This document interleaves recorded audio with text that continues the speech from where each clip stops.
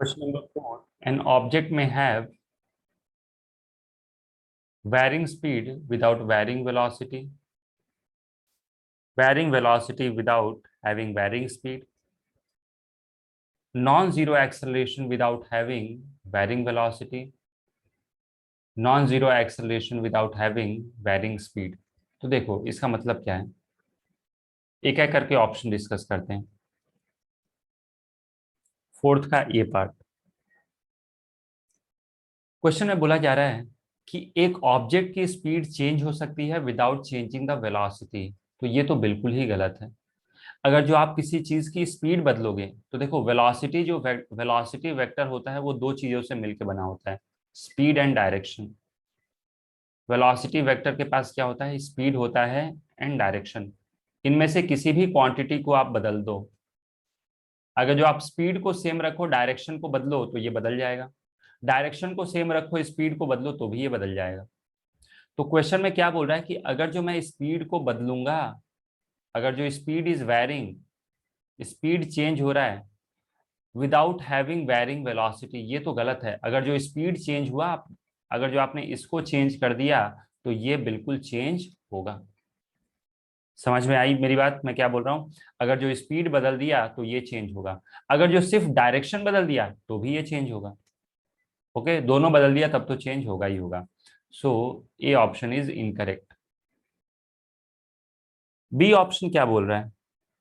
B option में बोला जा रहा है varying velocity without varying speed. तो बी ऑप्शन में बोला जा रहा है कि मुझे स्पीड चेंज नहीं करना है विदाउट वैरिंग स्पीड, तो स्पीड हमें रखना है constant. Speed is equal to constant, speed को कांस्टेंट रखना है, लेकिन मुझे वेलोसिटी को वैरी करना है। क्या मैं ऐसा कर सकता हूँ? हाँ बिल्कुल कर सकते हो। आप इसको कांस्टेंट रखो, स्पीड को, डायरेक्शन बदलो, डायरेक्शन बदलोगे तो ये बदल जाएगा। जैसे सर्कुलर मोशन या फिर यूनिफॉर्म सर्कुलर मोशन, या फिर किसी भी कर्व्ड पाथ पे, किसी भी कर्व्ड पाथ पे आप चलो, किसी भी कर्व्ड पाथ पे आप वॉक करो या फिर चलो विथ कांस्टेंट स्पीड, तो देखो ये हर जगह स्पीड 10 रखो, लेकिन जो वेलोसिटी वेक्टर का डायरेक्शन होगा वो हर जगह चेंज होगा। तो स्पीड तो नहीं बदल रही लेकिन डायरेक्शन बदल रहा है, तो वेलोसिटी वेक्टर चेंज हो रहा है।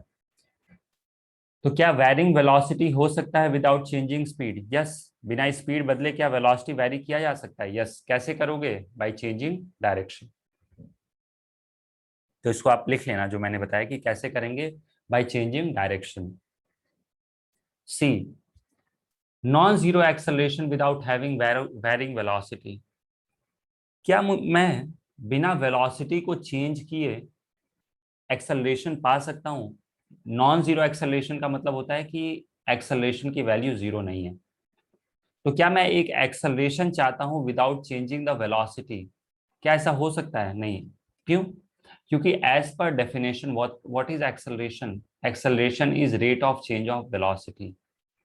Acceleration is dv by dt, ठीक है, विच इज इक्वल टू, आप ऐसे लिख सकते हो sir, this is rate of change of velocity.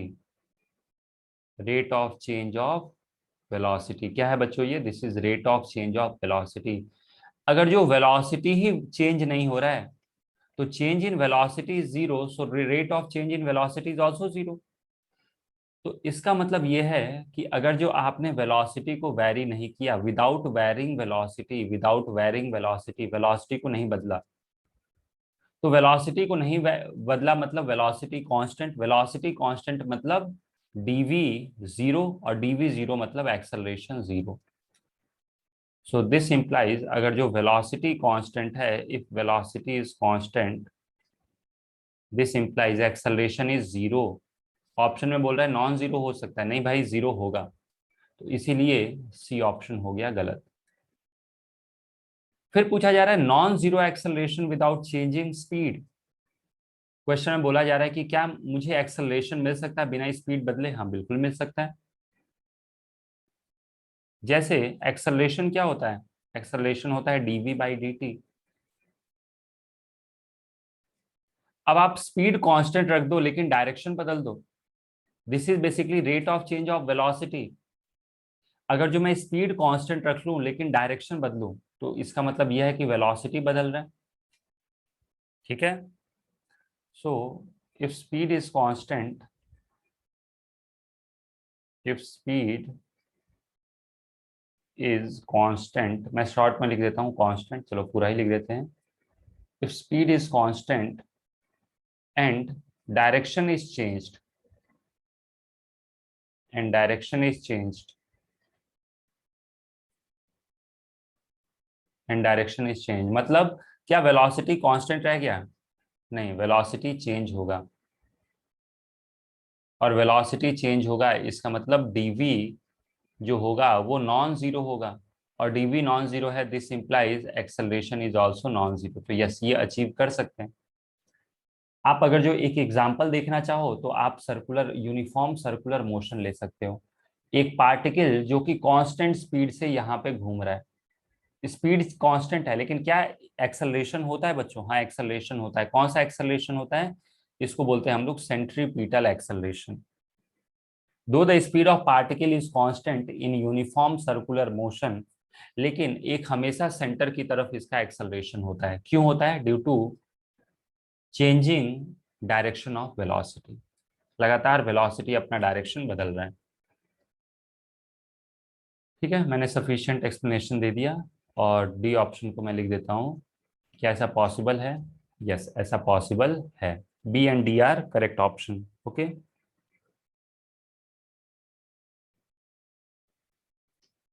mark the correct statements for a particle going on a straight line. If the velocity and acceleration have opposite sign, if velocity and acceleration have opposite sign, then the object is slowing down. क्या ये बात सही है? देखो, ये part में क्या बोला जा रहा है? अगर जो वेलोसिटी ऐसे है और एक्सेलरेशन ऐसे है, तो बोल रहा है कि ऑब्जेक्ट की स्पीड कम हो रही है। हाँ, बिल्कुल हो रही है। मतलब ये तो सिंपल थियरी बेस्ड है, इसमें ज़्यादा एक्सप्लेनेशन की जरूरत नहीं है। एक्सेलरेशन क्या करेगा? ये वेलोसिटी को डिक्रीज करेगा। ठीक है, तो ये सिंपल है, इसलिए मैं बहुत ज़्यादा अब इसको एक्सप्लेन नहीं कर रहा हूँ। दोनों अपोजिट है ना, अगर जो सेम डायरेक्शन में होता तो स्पीड बढ़ती।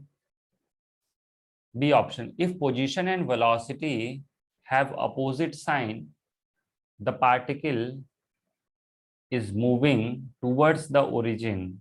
यस, देखो कैसे, बी पार्ट क्या बोल रहा है, पहले समझो ये बोल क्या रहा है। बी बोल रहा है कि पोजीशन और एक्सेलरेशन, सॉरी, पोजीशन और वेलोसिटी अपोजिट डायरेक्शन में है। अगर जो मैं इसको ओरिजिन मान लूं, तो अगर जो पोजीशन पॉजिटिव है, इफ पोजीशन इज पॉजिटिव, देखो एक्स क्या है? पॉजिटिव, और आपको वेलोसिटी क्या चाहिए? नेगेटिव। वेलोसिटी नेगेटिव का मतलब हो जाएगा ये। क्या ये ओरिजिन की तरफ आ रहा है? यस। अच्छा चलो, एक बार पोजीशन हम लोग नेगेटिव ले लेते हैं। This is negative, x is negative. तो मुझे क्या करना है? दोनों का साइन अपोजिट रखना है। एक्स नेगेटिव है तो वेलोसिटी किस डायरेक्शन में होना चाहिए? पॉजिटिव। क्या फिर से ये ओरिजिन की तरफ जा रहा है? यस। तो आपको दो केस लेना है। एक बार पॉजिटिव पोजीशन लो, वेलोसिटी देखो क्या होगा। नेगेटिव पोजीशन लो, वेलोसिटी देखो। अपने आप आपको समझ में आ जाएगा कि this is correct. C option, if velocity is zero at an instant, the acceleration should also be zero at that instant. बिल्कुल गलत। क्यों गलत? जैसे आप देखो, ऐसा कोई रूल ही नहीं है। ऐसा नहीं होता है कि वेलोसिटी इज जीरो मतलब acceleration is zero. For example, जब आप एक बॉल को ऊपर फेंकते हो, तो पूरे जर्नी में बॉल का एक्सेलरेशन जी होता है। दैट इज, अगर जो आप 10 मानते हो तो आप बोल सकते हो कि that is 10 metre per second square in downward direction.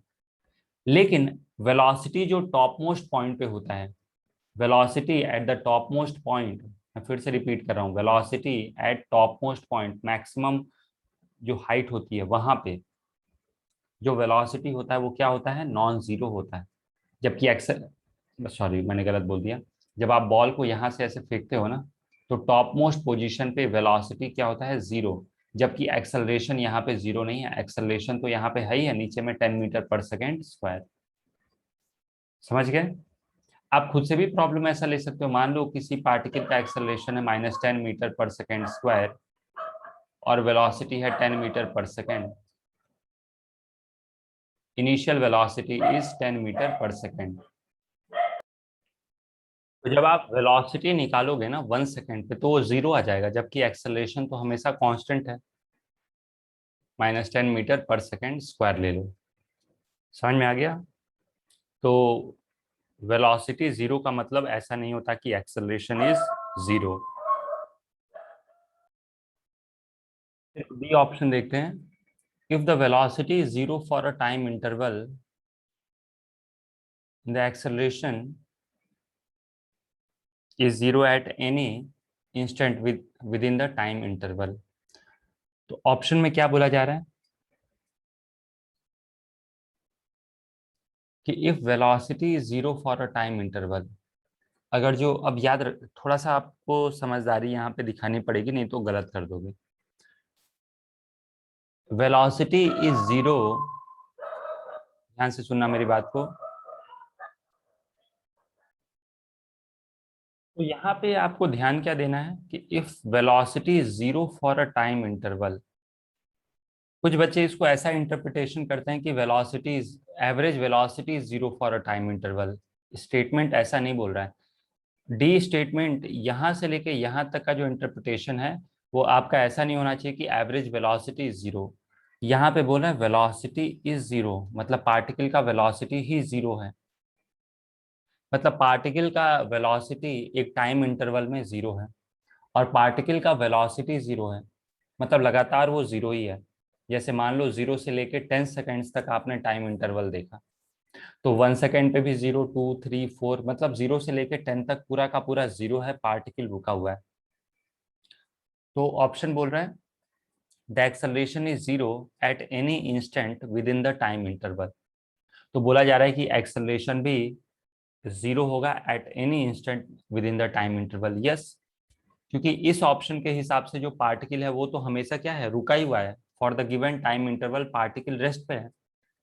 Particle क्यों रेस्ट पे है? क्योंकि वेलोसिटी जीरो है। ये एवरेज वेलोसिटी नहीं है, इंस्टेंटेनियस वेलोसिटी की बात हो रही है। लगातार वेलोसिटी जीरो है, और वेलोसिटी जीरो है मतलब पार्टिकल रुका हुआ है, इसका मतलब एक्सेलरेशन भी क्या है, जीरो। वो मैंने समझाने के लिए लिया, आप डायरेक्टली ये भी बोल सकते थे सर वेलोसिटी तो जीरो है, इनिशियल फाइनल, तो change in velocity is zero, and change in velocity is zero, it means acceleration is zero.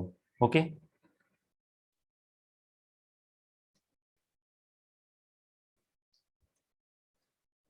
Sixth, the velocity of a particle is zero at time t equals to zero. बोल रहा है कि velocity of a particle is zero at time t equals to zero. Statement A, velocity is equal to zero at time t equals to zero. मतलब यहाँ पे initial velocity zero दिया है, तो क्वेश्चन में बोला जा रहा है acceleration at time T equals to zero must be zero. बिल्कुल गलत। वेलोसिटी जीरो का मतलब कभी नहीं होता कि एक्सेलरेशन जीरो होगा। Okay, the acceleration at time T में बी जीरो। हाँ, ऐसा हो सकता है कि जीरो हो जाए। यस, इट में बी, मतलब कोई एक ऐसा एग्जाम्पल हो सकता है जहां पे जीरो हो। फॉर एग्जाम्पल आप बी को कंसीडर करो, ऑप्शन बी को देखो। मान लो एक पार्टिकल रुका हुआ है और ये हमेशा रेस्ट पे ही है, तो क्या इसका एक्सेलरेशन भी जीरो है? सॉरी, क्या इसका वेलोसिटी जीरो है? यस। और क्योंकि ये हमेशा रुका हुआ है, तो इसका वेलोसिटी बदलेगा नहीं, और वेलोसिटी बदलेगा नहीं तो इस केस में एक्सेलरेशन जीरो है। लेकिन ये हमेशा नहीं होगा, ये मस्ट नहीं होता। देखो यहाँ पे मस्ट लिखा है ना, मस्ट भी जीरो, तो गलत है। मे बी जीरो, क्या ऐसा कभी हो सकता है? हाँ, ऐसा हो सकता है। मैंने एक एग्जांपल आपको बताया कब, कि particle is always at rest. मान लो पार्टिकल हमेशा रेस्ट पे है, ओके, तो उसका एक्सेलरेशन भी वहां पे जीरो हो जाएगा। तो यस, दिस में B correct. C option, if the acceleration is zero from time t equals to zero to time t equals to 10 second, the speed is also zero in this time interval. हाँ, तो ध्यान से देखो, इसमें थोड़ा सा अपने को दिमाग लगाना है। ऑप्शन सी में क्या बोला जा रहा है? Initial velocity zero and acceleration is equal to zero. ठीक है, कब से लेके कब तक? From time t equals to zero to time t equals to 10 seconds. मुझे इस इंटरवल में स्टडी करना है, ओके, 0 से लेके 10 सेकेंड्स तक। तो क्या बोला जा रहा है, the speed is also zero in this interval. Yes, तो एक्सेलरेशन जीरो है, इसका मतलब इस इंटरवल में क्या मैं v is equal to U plus A T लगाऊंगा तो हमेशा वेलोसिटी जीरो आएगा। यस, और हमेशा वेलोसिटी जीरो आएगा मतलब पार्टिकल रेस्ट कंडीशन पे है, और पार्टिकल रेस्ट कंडीशन में है मतलब डिस्टेंस कितना ट्रैवल करेगा। अच्छा, the speed is also zero, हाँ स्पीड भी जीरो होगा क्योंकि v हमेशा जीरो आ रहा है। ठीक है, यहीं पे हो गया ये क्वेश्चन खत्म। हमेशा इसकी जो वेलोसिटी है वो जीरो होगी मतलब स्पीड भी जीरो है। D option, if the speed is zero from time t equals to zero to time t equals to 10 seconds, the acceleration is also zero in this interval. तो D option में क्या बोल रहा है, the speed is zero from time t equals to zero से लेके 10 second. तो particle की स्पीड जीरो है मतलब पार्टिकल क्या है, रेस्ट कंडीशन पे है। डी ऑप्शन क्या बोल रहा है बच्चों, डी ऑप्शन बोल रहा है कि speed is zero, speed zero मतलब हमें इस पार्टिकल रुका हुआ है। कब तक रुका हुआ है, 0 से लेकर 10 सेकेंड्स तक स्पीड जीरो है। किसी इंस्टेंट पे इसकी स्पीड जीरो नहीं है, मतलब हर इंस्टेंट पे ही जीरो है। ऐसा नहीं कि सिर्फ एक पर्टिकुलर इंस्टेंट पे जीरो है, ऐसा नहीं कि 0 पे है या फिर 5 पे है या फिर 1 पे है, ऐसा नहीं, हर इंस्टेंट पे जीरो है। मतलब 0 से लेकर 10 सेकेंड्स तक लगातार इसकी स्पीड जीरो है, मतलब ये रुका हुआ है। और जब पार्टिकल लगातार रेस्ट पे है मतलब initial velocity is also zero, final velocity is also zero, so change in velocity is zero and therefore acceleration is also zero. ठीक है, तो मैंने लिखा नहीं लेकिन मैंने आपको समझा दिया कि क्या क्या सिचुएशन है। ओके, तो जो मैंने एक्सप्लेन किया आप लिख लेना अपने वर्ड्स में।